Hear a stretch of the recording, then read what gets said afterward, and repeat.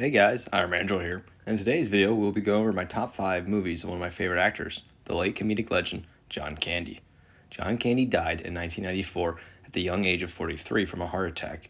He may have lived a short life, but he brought a lot of joy to a lot of people on his short time on this planet. If you are unfamiliar with the actor, allow me to share his work. And if you are a John Candy fan, let me remind you of some of his hits. So, without further ado, let's dive into my top 5 John Candy movies to watch. At number 5, we have Spaceballs. Spaceballs came out in 1987 as a spoof of George Lucas's Star Wars. Spaceballs was written, directed, produced, and acted in by the late legendary Mel Brooks. Wait a minute, this guy's still alive. Jesus Christ, the dude's almost 100. The guy's looking pretty good for being older than sliced bread. The film also stars Rick Moranis, Bill Pullman, Daphne Zuniga, and of course, John Candy as Barf. The film is full of zany humor and iconic jokes. I have an urgent message from Lord Helmet. He's lost the princess. Where? Somewhere in the sands of Vega. Tell him to comb the desert, do you hear me? Comb the desert! Yes, sir.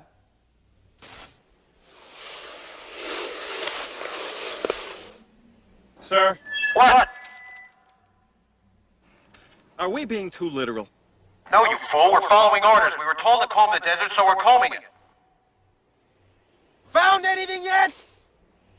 Nothing yet, sir.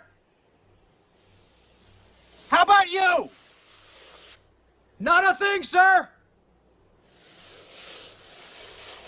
What about you guys? We ain't found shit. If you're a fan of Star Wars, or the spoof genre in general, you'll enjoy this movie. While it may not be John Candy's best movie of all time, the movie is such a cult classic, I had to include it on the list, even if it was towards the bottom. At number 4, we have Home Alone. Home Alone is an all-time Christmas classic that came out back in 1990 and was directed by Christopher Columbus. No, not that one.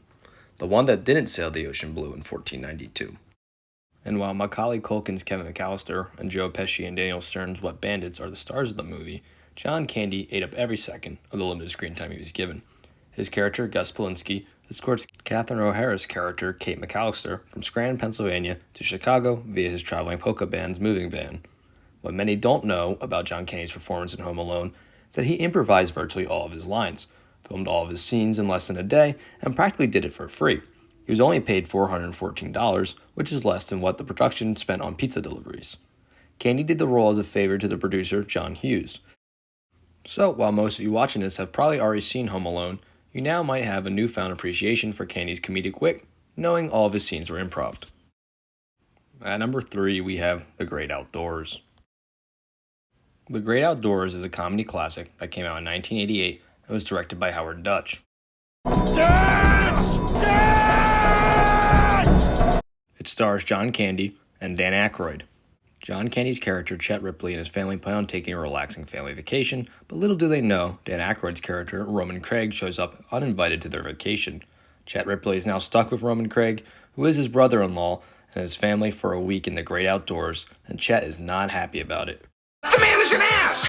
It's a fun movie that'll be sure to make you laugh, as the comedic acting chops of Dan Aykroyd and John Candy are on full display. Hilarity ensues as the two of them inevitably butt heads throughout the movie. This comedy classic may look a little dated, but I think it just adds to the charm. At number 2, we have Uncle Buck. Uncle Buck came out in 1989 and was directed by John Hughes. The film stars Candy as the titular protagonist, Uncle Buck. It's funny that his nephew is played by Macaulay Culkin, because John Hughes, John Candy, and Macaulay Culkin would all work on the same film again just a year later in Home Alone, as mentioned previously in the video.